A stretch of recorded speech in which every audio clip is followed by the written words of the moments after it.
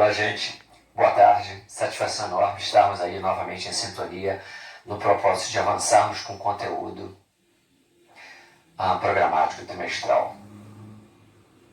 Bate-papo de hoje, vamos falar sobre espaço agrícola brasileiro e mundial. Espaço agrícola brasileiro e mundial.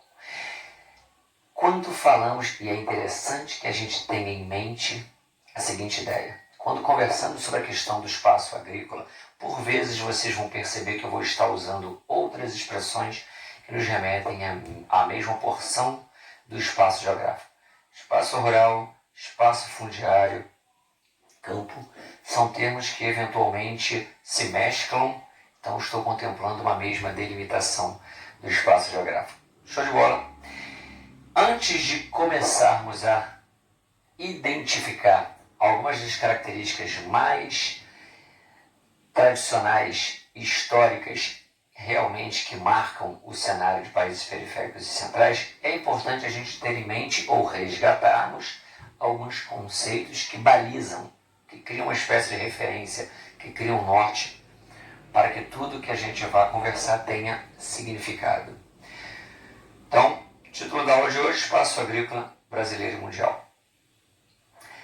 Tópico 1. Conceitos fundamentais. Vamos nos prender a 2. Latifúndios e minifúndios. Eu gostaria que vocês fizessem uma espécie de ping-pong quando tivessem que resgatar informações atreladas a esses dois conceitos. Por quê? Porque a gente vai perceber que tudo que a gente tem em um, o contrário a gente tem no outro. Latifúndios. Latim, grande, fúndio, terra. Grande terra, grande propriedade agrícola. Minifúndio, mini, pequeno. Pequena terra, pequena propriedade agrícola. Pequeno lote, pequena gleba rural. Ótimo. Latifúndios normalmente são percebidos em países periféricos. Em contrapartida, minifúndios notadamente caracterizam o espaço rural de países centrais. Normalmente, latifúndios fazem uso de técnicas relativamente arcaicas, rudimentares, obsoletas. Normalmente, minifúndios fazem uso de técnicas mais avançadas, que conseguem, numa pequena propriedade, atingirem uma produtividade bem mais intensa, tirando alguns mega empresários do campo, que entram na condição de exceção. Ótimo. Normalmente, latifúndios por hectare, eles apresentam uma produtividade aquém. Por N razões, em vários países periféricos, eles acabam sendo pouco produtivos. Toda aquela questão da especulação de terras e coisas do gênero. Em contrapartida, minifúndios, eles são altamente produtivos, apresentam uma alta produtividade por hectare. Se a gente tenta justificar tudo isso, vamos tentar trazer à tona alguns dos fatores que poderiam justificar ou legitimar a baixa produtividade agrícola percebida em países periféricos. Primeiro, eles fazem uso primordialmente de latifúndios. Estudos demonstram, o INCRA nos traz dados muito relevantes que confirmam essa situação. Em média, 60% de um latifúndio ele é utilizado. Oscila, pode chegar a 70%. Opa, então estou trabalhando em cima do prisma de 30% a 40% do latifúndio improdutivo, ocioso. Por quê? Porque terras no Brasil, vamos usar o Brasil como forma emblemática, mas isso também se estende aos demais países periféricos, terra não é vista como valor de uso. Eu tenho a questão do coronelismo e a questão que nos aproxima a vertente política, a vertente econômica, a questão fundiária, voto de cabresto, tudo aquilo que esse raciocínio traz no bojo. Nós percebemos que terra tem um valor de investimento, é o caráter da especulação. Quem são os maiores detentores de terra no Brasil? Estudos recentes demonstraram que instituições como Banco Itaú, Bradesco, Grupo Volkswagen são grandes detentores de terra no Brasil. Aí eu pergunto, o que essas instituições realmente teriam como propósito de equacionar a questão da fome em países periféricos? Não, mas poucas coisas no mundo são tão rentáveis quanto investir de terra. E eu vou trazer uma informaçãozinha complementar. Isso se essas instituições não derem a sorte de terem suas propriedades invadidas por um movimento de contestação. Deixa eu trazer uma situação bem clara à tona. Eu tenho um chevetinho. Eu estou parado no centro do Rio, próximo a um período de parada militar. De repente, o Exército, as Forças Armadas estão movimentando ali alguns dos seus equipamentos e, por acidente, encostam no meu chevette. Puxa vida, chevetinho. Sem grande valor de mercado. Aí vão chegar para comunicar o fato e vão, claro, entrar numa negociação para me ressarcir. Vão perguntar: aconteceu um incidente, gostaríamos de saber de que forma poderíamos retratar, qual é o valor do seu veículo. Eu, se quisesse me utilizar de uma hipocrisia e de um oportunismo, se fosse vender esse carro que talvez estivesse precisando de dinheiro, eu perceberia que o valor de mercado seria o referencial. Mas agora, novas variáveis estão envolvidas. Alguém me acarretou um prejuízo e eu posso me utilizar do valor sentimental. Olha, Forças Armadas, eu nem tinha pretensão de me desfazer desse carro, jamais. Foi nele que eu transportei meus filhos desde pequeno. Então, o valor de mercado é baixo, mas o valor sentimental, mas infelizmente aconteceu esse incidente. Em decorrência disso, o valor de ressarcimento que eu gostaria, não para cobrir o valor, os danos sentimentais, mas para tentar amenizar, seria esse. E eu jogo o valor 2, 3 vezes acima do valor de mercado. Vamos trazer esse raciocínio para a questão fundiária brasileira. Eu tenho uma propriedade, eu gostaria de vendê-la. Vou trabalhar em cima da lógica de valor de mercado. Vamos imaginar que, de repente, 100 famílias vinculadas ao movimento de contestação invadissem minha propriedade. Aí entra o INCRA para negociar, para intermediar. Proprietário, qual o valor que você gostaria de solicitar para que o INCRA pudesse te ressarcir e fazer, eventualmente, dar os primeiros passos atrelados a uma reforma agrária? Muito embrionária, mas começarmos um loteamento. Eu jamais teria em mente vender essa propriedade, mas infelizmente eu não posso expulsá-los, então o valor que eu quero é esse. O valor de mercado é aqui. O valor que eu gostaria, para atenuar a perda, é esse. Por isso entra a questão. Se eu invisto em terras, elas não oscilam nas bolsas de valores. Elas não podem ter súbitas perdas. Se hoje eu tenho um valor X, amanhã eu tenho um valor Y superior ao X. Isso se eu não der a sorte de ter uma propriedade invadida por um movimento de contestação que vai me proporcionar um sobrelucro em cima do valor de mercado. Ótimo. Então, normalmente, resgatando o raciocínio inicial, o valor de uso do solo como propósito de equacionar a fome de um país é visto, pleiteado, defendido por entidades nacionais e internacionais como inquestionável. Mas não é isso que permeia o cenário rural de países periféricos. Terra tem um valor de mercado, tem um valor que tem vínculo direto com a questão do lucro. E a questão da fome fica em segundo plano. Então, latifúndios normalmente apresentam uma baixa produtividade porque, além de fazerem uso de técnicas relativamente aquém, rudimentares arcaicas, não se utilizam plenamente da sua extensão. 30% a 40% ociosa justificaria parte a baixa produtividade. Joga para a questão do minifúndio. Eu tenho lá 100 famílias camponesas distribuídas em 100 glebas, 100 lotes, 100 módulos rurais, 100 minifúndios. Dali elas têm que tirar o sustento, o autoabastecimento, a autossuficiência e automaticamente um excedente para comercializarem e conseguirem capital. Se eu tenho uma pequena propriedade, eu posso me dar o luxo de deixar parte dela ociosa? Não. Então a utilização de um minifúndio acontece na sua plenitude. Isso também contribui para identificarmos o motivo pela qual Os países centrais apresentam uma alta produtividade por hectare. Minifúndios são utilizados na sua plenitude e utilizam-se também de técnicas avançadas ou preparadas para aquela realidade. Show de bola! Vamos avançar para o tópico 2. Problemas primordiais percebidos no espaço fundiário de países periféricos. Vamos trazer para a nossa realidade. Primeiro item, exaustão do solo. O solo fica cansado? Eu fico cansado. Vocês ficam cansados. O solo fica cansado? Sim. Vamos identificar o porquê. Se eu perguntasse a vocês, a pedologia dos Estados Unidos é a mesma que a do Brasil? Vocês vão dizer que não. O clima é o mesmo? Não.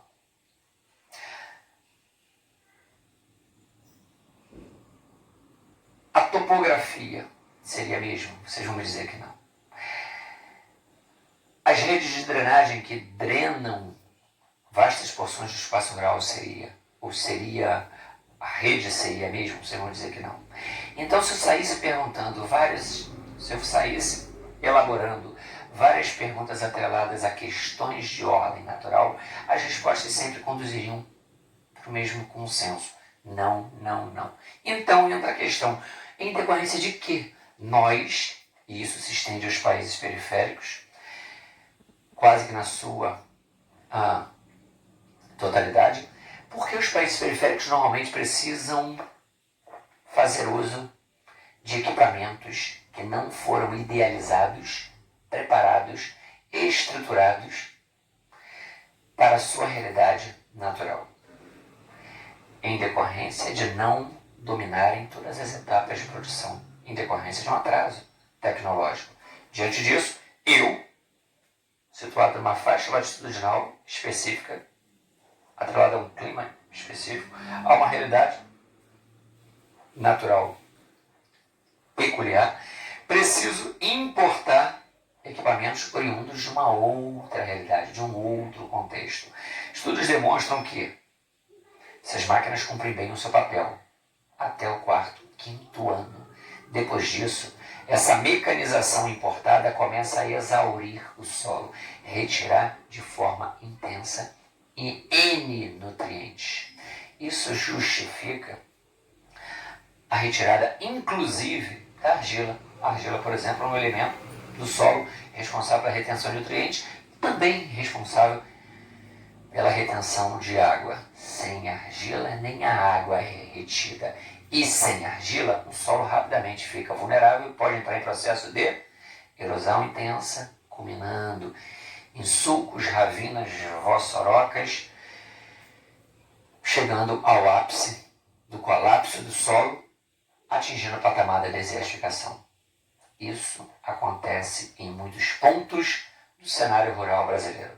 Então, a exaustão do solo em muito tem vínculo com o problema da mecanização importada, que em última instância culmina para a questão da desertificação. Avançando, o êxodo rural, êxodo, saída rural, campo.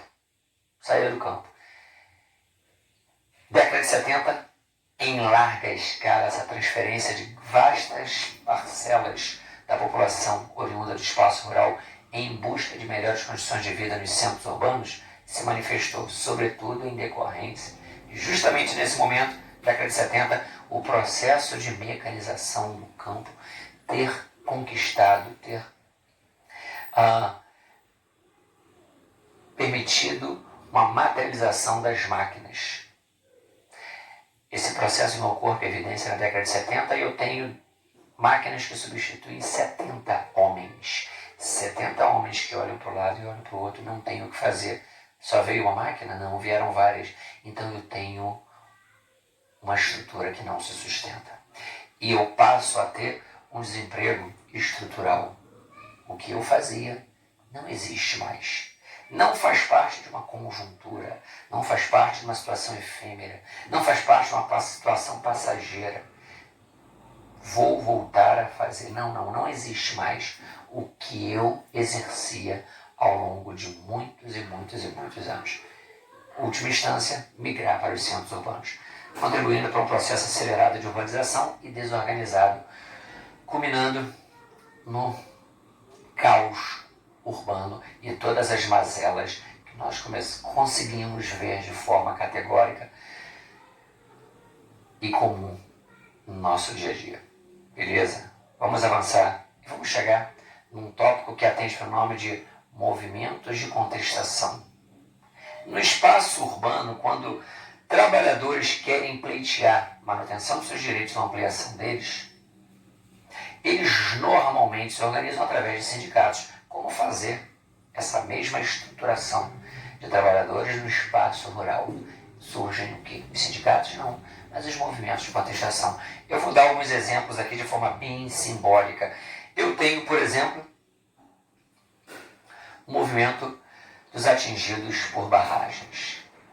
Tem uma barragem, vamos jogar lá, região norte. Usina hidrelétrica de Belo Monte. Eu vou represar o rio. E represando, vastas porções do território vão ficar submersas, fazendo com que áreas onde outrora existiam comunidades ribeirinhas, elas, sendo alagadas, exijam a remoção desses grupos. Esses grupos estão estruturados naquele ponto, de forma secular, e começam a tentar questionar a construção da barragem naquele determinado ponto do espaço geográfico. Movimento dos ribeirinhos. Movimento muito atuante no Brasil, nesses últimos anos, sobretudo na região norte, em decorrência da construção da usina hidrelétrica de Belo Monte. Transposição das águas do Rio São Francisco. O rio tinha um traçado. E às margens desse traçado, múltiplas comunidades foram desenvolvidas. Só que de repente ele vai mudar o traçado. Ele não mais passa por esse ponto. O que essas comunidades farão? Suscitando mais um litígio no espaço rural. O movimento dos ribeirinhos, muito intenso nos últimos anos, no que diz respeito à questão da região Nordeste. Temos outros, o próprio movimento da Via Campesina, que é um braço, um desmembramento de lideranças do Movimento dos Trabalhadores Rurais Sem Terra, tradicional MST. O MST, década de 80, litígios na cúpula aconteceram e um braço de desmembramento ocorreu, fazendo com que fosse criado o movimento da Via Campesina. Tem uma ampla disseminação no território nacional e, basicamente, a gente parando para analisar, eu poderia citar Sul e o Centro-Oeste como áreas de maior atuação do movimento da Via Campesina. Sul e o Centro-Oeste. O movimento dos trabalhadores rurais sem terra nem dá para pontuar diante do seu legado, diante das seus emaranhados de envolvimentos em questões que pleiteiam a manutenção de direitos de grupos que mantêm o país de pé. Então, o que acontece? Existe essa insatisfação e ela se manifesta de forma muito peculiar em diferentes pontos do cenário rural ou fundiário do Brasil. Colocamos um tópicozinho só a título de curiosidade: ausência de leis trabalhistas. Ausência de leis trabalhistas. Vamos imaginar o seguinte: sou um trabalhador rural, trabalho tradicionalmente na colheita da cana, de forma sazonal. Só que eu ganho 12 ou 14 centavos por metro quadrado de cana cortada. 12 ou 14 centavos. Se a cana for virgem, 14 centavos. Se a cana for queimada, 12 centavos. Por que essa oscilação? Eu não recebo os equipamentos de segurança. Eu não recebo nenhum grande treinamento. Eu não tenho nenhum amparo legal no sentido de direitos trabalhistas. Eu não tenho nenhum tipo de equipamentos ou suporte diante de um eventual acidente. Então, o que eu faço? É tradicional você ver a base dos pés de cana, ninhos de cobra. Para eu me resguardar, eu ateio fogo à base do pé de cana, para tentar afugentar a cobra.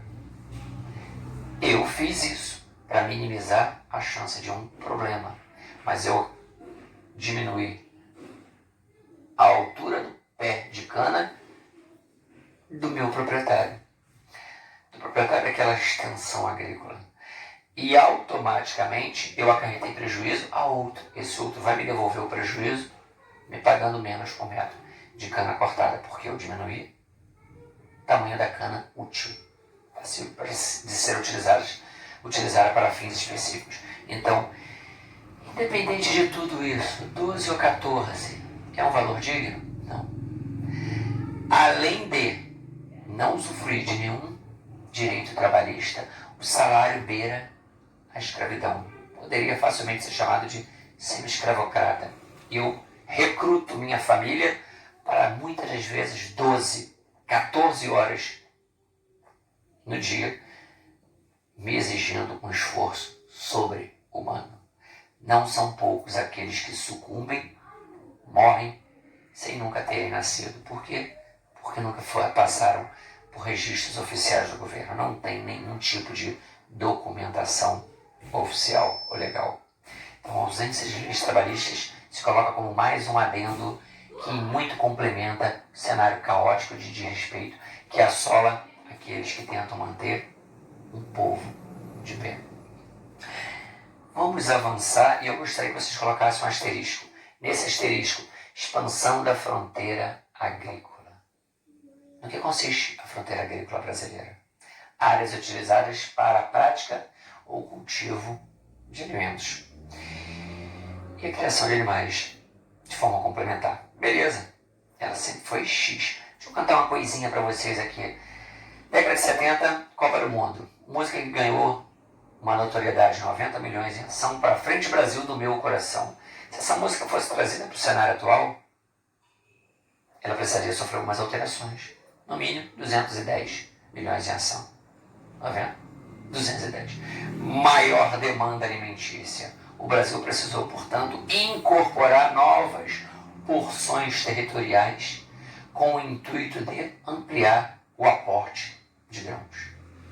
Houve, portanto, a expansão da fronteira agrícola. No primeiro momento, ela envolveu o sul da região norte e envolveu a região centro-oeste. Centro-oeste com grandes empresas agrícolas. 12% da soja consumida no mundo sai exclusivamente da região centro-oeste do Brasil. Isso faz com que a gente tenha a percepção de que vastas porções do território sofreram intensas alterações e foram devidamente incorporadas.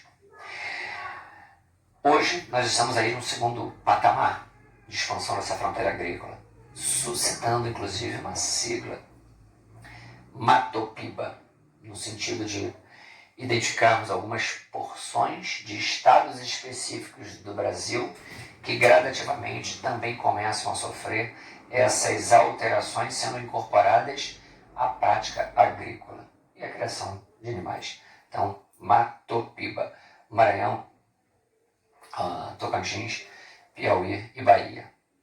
Pequenas áreas desses estados.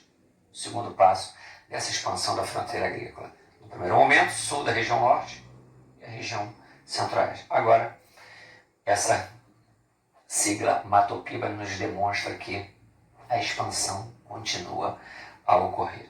Vamos avançar e vamos para o tópico 3. Tópico 3 esse que nos remete a qual necessidade? O anseio de caracterizarmos as principais categorias de gêneros alimentícios. Então, tópico 3. Caracterização dos principais gêneros agrícolas. Eu vou apresentar a vocês 3. Primeiro item, produtos orgânicos. Segundo, produtos híbridos. Terceiro, OGM. Organismos geneticamente modificados. O Szinho no final minúsculo. Ótimo. Que também atende pelo nome de produtos transgênicos. Joga para os orgânicos. Produtos orgânicos. Produtos, na sua conceituação mais simplória, que não sofreram ou não receberam adição de nenhum agroquímico, sendo vistos como naturais, portanto, não sendo nocivos à saúde. Ótimo, maravilha. Do ponto de vista poético, é o mais apropriado. Maravilha. Do ponto de vista das grandes organizações e entidades internacionais, o mais apto a ser consumido, o único que deveria existir, ótimo. O problema é que nós temos mais de 7 bilhões de bocas que precisam ou que anseiam por alimentos. Esses gêneros orgânicos, eles notariamente são mais caros. São mais caros por quê? São mais caros porque respeitam o ciclo de crescimento natural. Hoje, eu não consigo respeitar o ciclo de crescimento natural. São mais caros porque não fazem mal à saúde. São mais caros porque trazem um acúmulo de perdas. São mais vulneráveis. Vamos imaginar o seguinte: moro na região serrana do Rio. Plantei 100 pés de hortaliças. Alface. Houve uma alteração térmica e eu perdi 20. Pragas assolaram minha plantação e eu perdi mais 20. Fui transportar, peguei um trânsito ruim, cheguei com atraso e perdi mais 20. Eu perdi 60. Eu chego para negociar 40. Nesses 40 eu tento tirar o prejuízo dos 60. Aquele que chega ao entreposto, ao ponto de distribuição, ao supermercado, ele traz no bojo toda uma estrutura de perdas, porque são mais vulneráveis. Eu, portanto, não consigo atender a demanda mundial fazendo uso apenas de gêneros que fazem bem à saúde. Se eu não diminuo a taxa de fecundidade, o número de pessoas no globo, eu preciso me utilizar de produtos que às vezes podem trazer algum tipo de prejuízo à saúde humana. Vamos avançar. Joga no híbrido. Os híbridos também são chamados de estéreis. Estéreis em decorrência de quê? Em decorrência de não gerarem descendentes férteis. Deixa eu trazer uma situação. Tem um aluno A, um aluno B. Eu pergunto ao aluno A. Vamos imaginar que você fosse um camponês. Eu chegaria como funcionário de um complexo agroindustrial. Chegaria à porta da sua fazenda e ofereceria uma saca de produtos oriundos do meu complexo agroindustrial. São grandes indústrias que se transferem para o cenário rural com o propósito de manufaturarem alguns gêneros ainda no campo e trazerem também no bojo centros de pesquisa, fazem aperfeiçoamento de sementes. Então, o complexo agroindustrial, ele une 3 esferas: o campo, a indústria e centros de pesquisa. Manufaturam bens no campo. Eu tenho tomate. Tá? Então, se eu trago tomate para essa cidade, e na cidade eu vou manufaturar, transformar no extrato, se eu puder fazer isso no campo, eu elimino a perda. Beleza. Então, a indústria se transfere para o campo, juntamente com essa indústria, centros de pesquisa, aperfeiçoamento de sementes. Vamos conceber, por isso, complexo agroindustrial. Ótimo. Avançando. Sou um representante de um complexo. Chego à porta, a porteira dessa fazenda, e ofereço uma saca de sementes modificadas. Mas já não explico muita coisa. Você gostaria de receber? Claro. Depois de um tempo, essa fazenda vai produzir com as minhas sementes a fazenda ao lado da maneira convencional. Esse cidadão que eu ofereci semente vai chegar chateado à porta do meu complexo agroindustrial. Olha, chateado com você, por quê? Porque eu plantei e retirei parte dos frutos para serem cultivados na próxima safra. Só que as sementes que eu plantei, elas não germinaram. Opa! Deixa eu te fazer 2 perguntas. Quanto tempo você demora para colher? 6 meses. Quanto tempo você demorou para colher? 3. A fazenda do lado colheu com 6. Sim. Então você colheu no menor intervalo de tempo.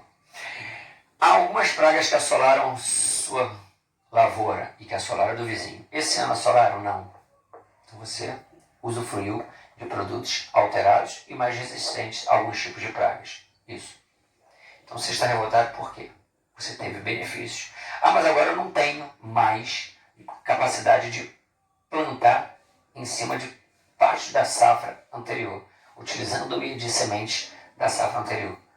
É a lógica do circuito do capital. Eu te ofereço algo melhor, mas eu te tiro a essência do que você verdadeiramente sempre foi. E o agricultor sempre foi autossuficiente. Agora ele deixa de ser se quiser ampliar seu lucro, tornando-se dependente do meu complexo agroindustrial. Beleza? Ótimo? Não, lamentável, porque eu modifico toda a lógica de estrutura produtiva no campo. Mas os produtos híbridos, eles conceitualmente se vinculam a essa essência.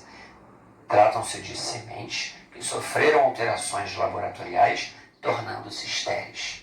Caqui. Vou pegar alguns exemplos.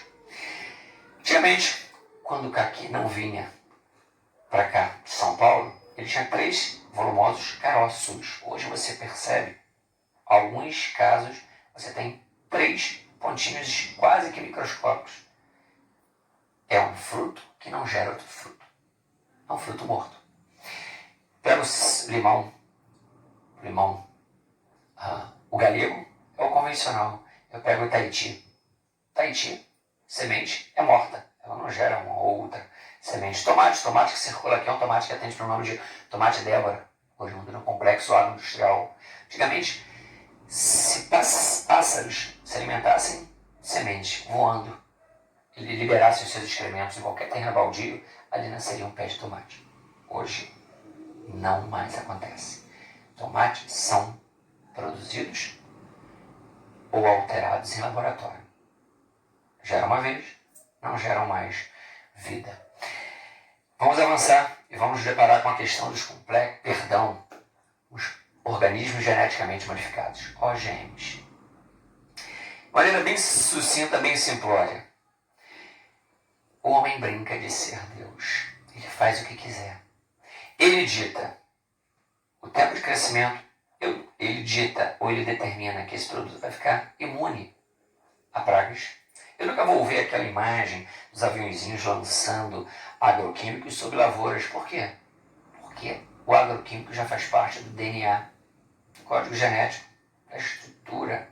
Mas eu vou pegar um fruto geneticamente modificado, vou chegar em casa, botar uma gotinha, 2 gotinhas, uma colher de chá de água sanitária e vou fazer a sua higienização. O agroquímico não está na película, ele está na estrutura. Eles são mais vistosos e isso em muito agrada a lógica de mercado e aquisição de produtos, porque eles são imunes a pragas, têm um crescimento acelerado, podem ser enriquecidos com vitaminas e sais minerais. Então, se a gente para analisar, são resistentes a viagens duradouras. Eu sei que esse produto vai sair daqui com características X e esse produto vai chegar a um outro continente com as mesmas características. Isso me dá uma garantia maior de redução quase que total das perdas. Então, eu tenho um produto que cresce de forma acelerada. Eu tenho um produto que eu dito quais são as vitaminas e sais minerais que ele vai apresentar. Deixa eu contar uma historinha para vocês. Um dos ganhadores do prêmio Nobel nessa área de biomedicina envolve diretamente essa questão dos transgênicos. Uma área específica do Sahel africano. Pessoas estavam morrendo em comunidades específicas de escorbuto, carência completa de vitamina C. Ótimo. Então vamos plantar ali qualquer coisa que tenha muita vitamina C. Mas tudo que é rico em vitamina C, a pedologia local não aceitava, além do clima. Ótimo, mas o que pode ser plantado ali? Milho e feijão. Milho e feijão não são alimentos ricos em vitamina C, mas se eu coloco milho e feijão transgênico, eu vou colocar nesse milho e nesse feijão aquilo que eu queira e aquilo que a população esteja necessitando. Dessa forma, equacionaram um problema. Então, os produtos transgênicos, eles são mais vistosos, eles têm um crescimento acelerado, eles são imunes a pragas, eles podem ser enriquecidos com vitaminas e sais minerais. E, normalmente, você percebe que são N aspectos positivos. Resistentes a viagens duradouras. Mas, se a gente para analisar estudos feitos na Austrália, na América do Norte, demonstraram com ratos. Alimentaram ratos exclusivamente com produtos transgênicos. Identificaram na Austrália que um rato prenha deu à luz a um filhote. E esse filhote tinha uma terceira orelha. Atrofiada, não. Com as mesmas dimensões das tradicionais. Numa nítida demonstração de que mutações podem acontecer. Estados Unidos. Os Estados Unidos tentam a todo momento, através de entidades não governamentais, com pesquisas financiadas por essas ONGs, provar que o crescente número de casos de pessoas com doenças degenerativas do organismo ou do aparelho gastrointestinal teria vínculo direto com a intensificação no consumo de organismos geneticamente modificados ou simplesmente transgênicos. Então, isso em muito traz questionamentos, porque suscita de forma muito categórica a possibilidade de que, apesar do mundo com mais de 7 bilhões depender dos transgênicos, é lindo eu pronunciar aquilo que é politicamente correto e vai de encontro a um discurso do universo dos duendes. Mas existem situações práticas. Se eu tenho 7 bilhões, eu tenho que criar mecanismos a curto prazo que atendam a essa demanda dos 7 bilhões. E os transgênicos surgem como algozes e como soluções. Gente, vamos ficar por aqui. Conversamos sobre espaço rural brasileiro e mundial. De certa forma, começando o nosso bate-papo, trazendo à tona a questão dos conceitos fundamentais, permeamos alguns dos problemas históricos, avançamos para a questão da fronteira agrícola, vimos o porquê de ter surgido e automaticamente fechamos com a questão da análise das categorias alimentícias. Atividades surgirão, artigos complementares também, que vão também permitir que a gente tenha uma compreensão e entendimento ainda maior. Beleza? Forte abraço, saudades enormes. Até mais.